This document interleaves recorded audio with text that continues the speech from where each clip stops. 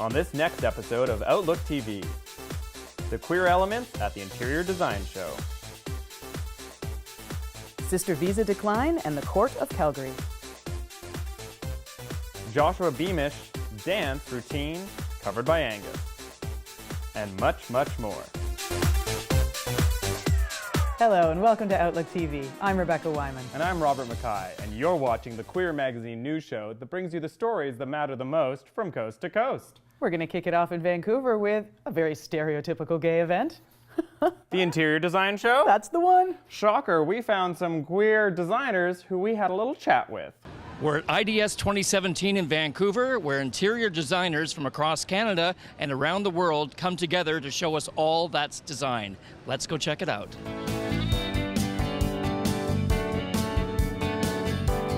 We're no longer a regional or even Canadian design show. So, if you look at us on the international stage, it's sort of the question is west of what? It's getting even more international. There's going to be the Tokyo Exchange. Is that right? This is our fourth iteration of the Exchange. So when I first came on, we with IDS, we did the Brooklyn Exchange, we did Los Angeles, we did Eindhoven, and this year we've done Tokyo. We are part of the Mix, the Dutch cross-design pollination, where we brought in some Dutch designers from the Netherlands to collaborate with three local designers, Bobby Burgers, Martha Sturdy, and Brent Comer. From the Netherlands, we brought Austin Oos, Sabine Marcellus, and Studio Renz. We are a small boutique firm. We started in New York City, where I studied, moved up to Toronto in 2005, and progressed from there. So, we still keep it small. We like to work with a very specific clientele. Years and years ago, when I was still living in New York, it was life is in the details, style accordingly. And that was really a motto that, whether I had through fashion or design, was something that I really carried through with me in all of my projects. And it's really our creed now. I actually collaborated with Benjamin Moore this year, and I designed their booth for them. With Cityline, we recently just traveled to Portugal, came back, was really inspired by what we saw there, and we designed their entire booth based on that travel. When you're done with trends in your life, you're done with the sort of what's hot, what's here, what's new, what's now, and you're really sinking in your space, and you really want to sort of figure out, how do I design a space that will last forever? And how do I create those magical moments? And I think I've been around long enough in the industry, 20 years or so, to have some answers for people. I think years ago, there was definitely, I would say, straight clients and gay clients had a different aesthetic. I think gay clients were always seen as being a bit more adventurous with their tastes.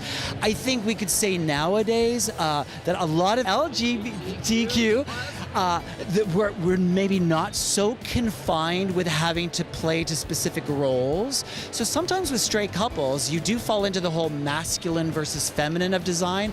I think with us, we don't worry about that, and we just design for ourselves. I love working with our type, our tribe. Yeah, absolutely. Well, hopefully there's some of them watching the show tonight. I hope there are, and I think I see lots of them here, because we give off an aura. For Outlook TV, this is Angus Prott at IDS 2017 in Vancouver.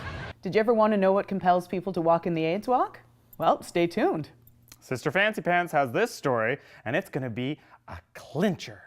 It's sunny out, I'm putting on my sensible walking and dancing shoes, and I'm ready for Positive Living BC's AIDS Walk to Thrive. I'm ready to dance and to walk. Let's find out more. I need you, yes, I'm sure. This is our second year of doing the Thrive Music Festival. We've done the walk for 32 years, but we always wanted to produce something that's more of a celebration at the end of our walk. So we have the walk to remember and to reflect on our history, and then we have the Thrive Music Fest, which is all about thrive and living with HIV, to celebrate our health. Along our walk this morning, sadly, there was some hate literature out there saying something to the effect of, you deserve AIDS. So in this day and age, we still need this walk to let the community know we support them. Personally, through the funds raised at our drag show we hosted with Positive Living, we raised over $2,212 through the drag show. And the best part is every dollar that we raise through MAC Cosmetics gets matched by the MAC AIDS Fund and goes straight to Positive Living. So that $2,000 I raised ends up being over $4,000.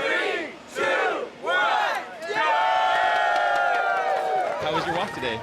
It's been phenomenal. Yeah. You know, I do it every year. Oh, wonderful. Nice. Are Yeah. you walking for someone? I'm walking and running. Oh, nice. I fall back and then I get to run. Oh, wonderful. I'm walking and running for quite a few people, yes.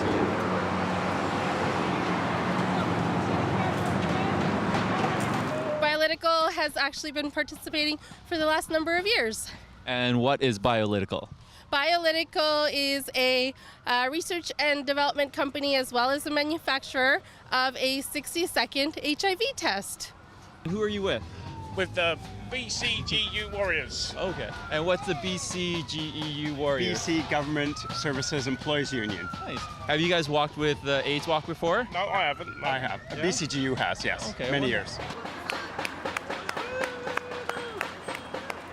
And you're with Catwalk Queens? What's Catwalk Queens? It's just a group of friends that get together every year. This is my 5th year walking with the AIDS Walk, and I'm just trying to get a bigger group every year. Oh, that's great. And you do fundraising every year, I guess? Yes. Nice. This year our all-star fundraiser was probably Corey. He raised almost $1,500. Yeah. Wow, congratulations, Corey. Thank you. Yeah. How is fundraising for you? It's always fun. I think that, well, I do it every year for my birthday because it's my birthday month, so I always try and raise the funds for that.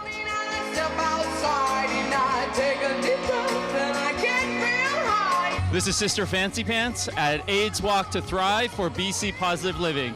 Have a great day. We're going to have to take a little break now. Rebecca's lacking a bow tie, and that is just not acceptable. Come on, fashion it up. Hi there, I am Premier Notley, Premier of Alberta, and you are watching Outlook TV.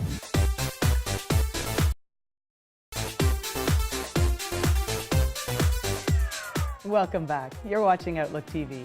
We've got McLaren House going to the races, so we're swapping out the heels for a set of horse hooves.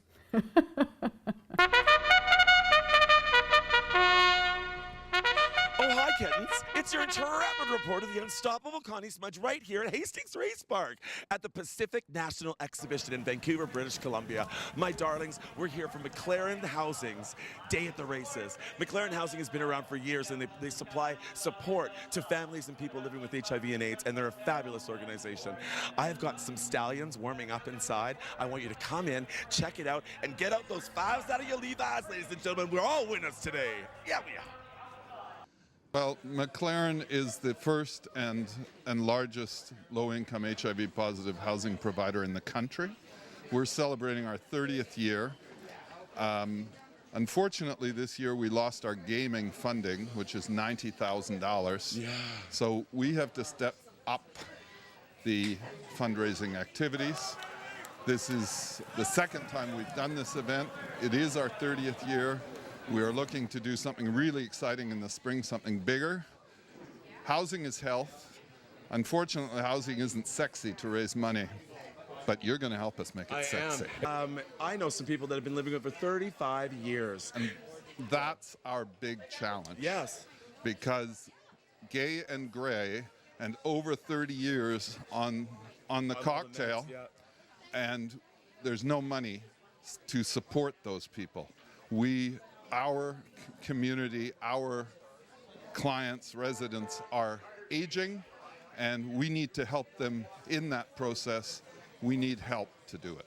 A lot of people are still with long-term, been dealing with it, and so there's subsequent other outcomes, like co-infections, and with long-term, someone's been on medication for so many years that other factors come into play, like there's a lot of new cancers and heart disease coming in, and most of those are caused by the subsequence of the HIV medications.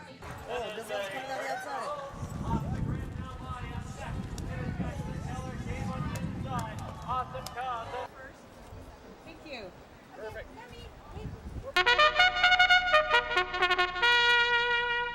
It's been a fabulous day. I am still your intrepid reporter, the unstoppable Connie Smudge, always reporting for Outlook TV. We're off to Calgary now, where Sister Visa Decline gets all political. You can't get much more political than talking to one of the MLAs down in Calgary. Let's see what this one's all about. First of all, happy Pride to everybody in Calgary. and to everybody across the country whenever they celebrate their prides. Happy Pride to you too. You know, I think one of the best things about Pride this year was the obvious growth and support for the community, and the obvious the increase in comfort and pride that Calgarians have across the spectrum to come out and support the LGBTQ 2S+ community the way they have today. And I made the decision to come out because whether I win or lose, it's important to have those out representatives, even if they're candidates. So being an out MLA is really important to me as well as my colleagues because it gives us a chance to actually represent our community within the legislature. Like I'm able to talk about things that have never been talked about. I was able to bring up drag queens in the legislature and talk about how important our community is, how important going to Pride is, and how important representing the community 365 days a year is. So really it's an honor for me to be an openly gay MLA. Well, a lot of what we do is making sure that the LGBTQ community is well represented in the legislature. So of course there's three of us. There's myself, Minister Ricardo Miranda, and Estefania Cortez Vargas, who's the MLA for Strathcona-Sherwood Park. So we're really happy to be together to represent our community, to ask our community what they need from us to really get down, like what we've done since we were elected. We've added gender identity and gender expression to the Alberta Human Rights Act. Just yesterday, we created guidelines for homeless shelters to help be more inclusive of the LGBTQ community. We've created guidelines for schools, and we've made every school create their own guidelines for the LGBTQ community so that our youth feel welcome and safe in their schools. So it's really moving forward on that and moving forward our agenda and making sure the LGBT community feels well represented. Right before we were elected, the former government passed legislation mandating GSAs. But once we became elected, we discovered that not everybody thought that legislation was going to actually be enforced. And so we knew we had to roll up our sleeves and work with communities and with school boards and with schools, private schools across the province to make sure that legislation is enforced and that there is not one single kid anywhere in Alberta who is looking for support for coming out or struggling with their questioning in their school who can't find it. And we're not there yet, but our minister has been working very, very hard on that for the last 2 years, and we're going to be moving forward on that a little bit more definitively in the next little while to make sure that every kid in every community in Alberta has that kind of support and security, and I know that Albertans are with us on that. What brings us all together is our sexual orientation, our gender identity, and to come together and celebrate that and to celebrate together. That's really the most important part, is coming together, saying that we're proud of who we are, showing the world that we're not going away like maybe some people want us to, that we're here to stay and that we're proud of who we are. Reporting for Outlook TV in Calgary, Alberta, I'm Sister Visa Decline. Up next, Sister Fancy Pants lets her passions run away with her. The Dr. Peter Center's fundraiser is the only kind of thing that I could get in if I got a second job. Let's see what this fancy fundraiser's all about. We're at the 14th annual Passions event benefiting the Dr. Peter Center. Passions has become one of Vancouver's top food and wine events, with Vancouver's top chefs and bartenders here to show what their passion for their craft is, as well as for this cause. Let's go find out more. Passions is one of the city's best food and wine events, and the event has been put together by Nathan Fong, and we're here tonight to raise money for the Dr. Peter Center. The funds this evening are totally for the nutritious meals at the Dr. Peter Center. Annually, 58,000 meals are served in our day health program. 15 years ago, I did a cooking class for the Dr. Peter AIDS Foundation, and then that's when Maxine came up to me and said, it's the first year anniversary of the center. Would you like to put on a little cocktail party for our top 100 donors? And I thought, let's do a charity. And so we had 100 people, 9 chefs came, we raised $7,000. Fast forward 14 years, I have a great committee, great volunteers. We've raised $1.4 million.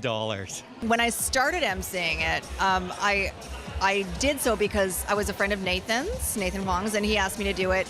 And in those years, it was held at the Dr. Peter Center itself. So I really got to see what happened at the center.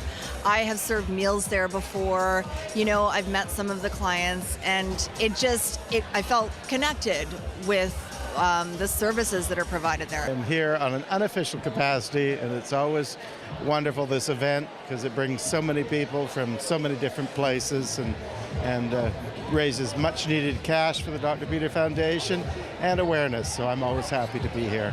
You know, supporting all these friends and our friends that have come out to join the event, all the chefs that have put in their time, and just the event. Dr. Peter AIDS Foundation, that's what we're here for, right? I'm retiring on Friday, and I am so thrilled that Passions gets to be the last hurrah before I leave the Dr. Peter Center. I share with people that it's the great honor of my life to have served the Dr. Peter Center. So I'm honored to have done it, sad to leave, and yet joyous for all that is yet to come for the Dr. Peter Center. This is a very satisfied Sister Fancy Pants at the Scotiabank Passions event for the Dr. Peter AIDS Foundation. I've had a little bit of everything, and now I'm going to go back and see if they do takeout. Bye. Unfortunately, we're going to have to take another little break now. Another one? Rebecca, I want more stories. Stories, Rebecca. More stories. Wait, we'll be back with stories.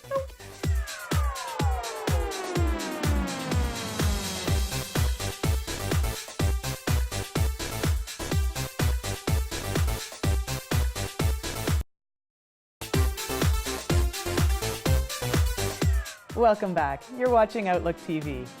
In our next story, we get to peer into Calgary Pride, and I heard, Rebecca, that royalty was in attendance. Oh, emperors and empresses everywhere. Put on your Sunday best. Let's see this one. Don't forget to eat your cheap meat that Sean's got provided. And most importantly, Happy Pride Backlash!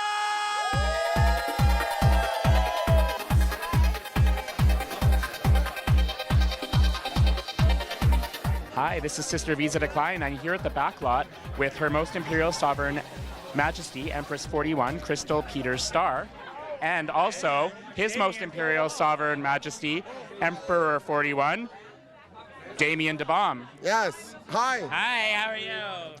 And we're here at the back lot where we're hosting the annual or the charity barbecue after Pride. Why don't you tell us a little bit about what your organization is and what they do for the community? We are the oldest LGBT organization in Calgary. We're going on our 41st year, and we are currently raising money for Sharp Foundation, HIV Community Link, and Children's Wish. We do barbecues, drag shows, shooters, anything we can to make some money for our charity.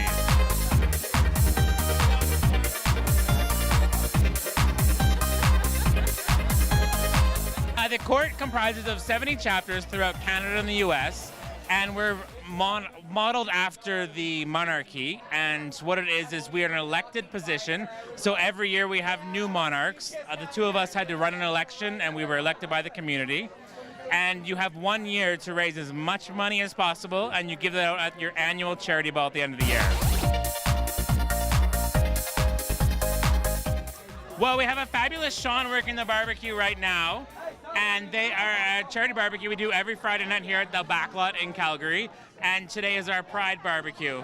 $5 for burgers or hot dogs. All money goes to charity.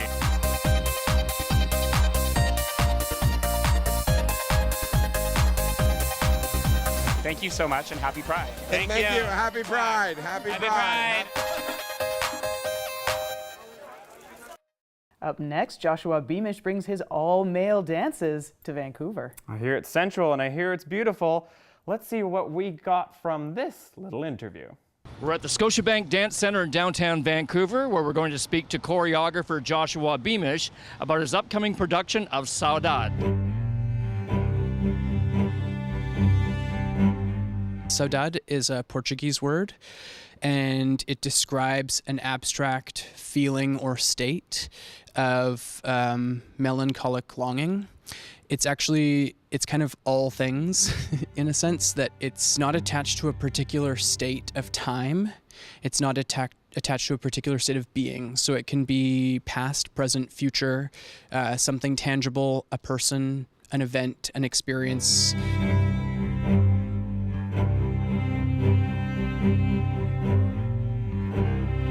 We have 6 male dancers. They are from all over the world. We have David, who is from Toronto, and Tim, who is from near Boston but based in New York City, and then Sean, who's a dancer with Elvin Ailey, and he's originally from Texas but based in New York City, and Graham, who is from here, and I worked with him as a student, but he's come back recently to Vancouver after working in Europe for a number of years, and then Dominic, who is American but lives in Berlin, and Kevin, who is French but lives in Berlin.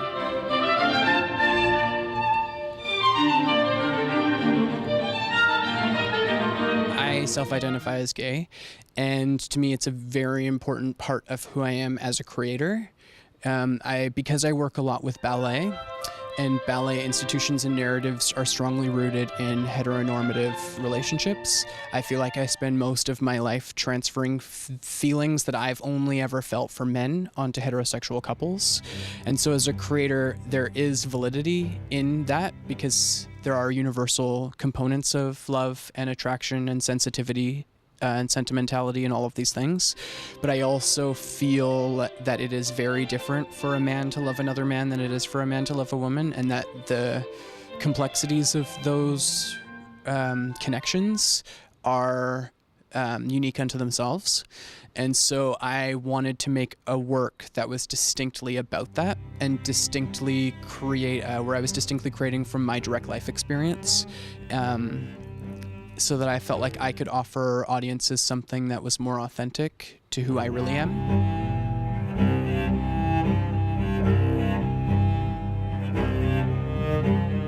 For Outlook TV, this is Angus Pratt at the Scotiabank Dance Centre in Vancouver. Unfortunately, that is all the time we have for this episode of Outlook TV, but you know we'll be back. And you can't get rid of us because the internet exists, and we're all over it. Check us out on any of the social medias, Facebook or Twitter, and shoot us an email if you'd like to volunteer with us.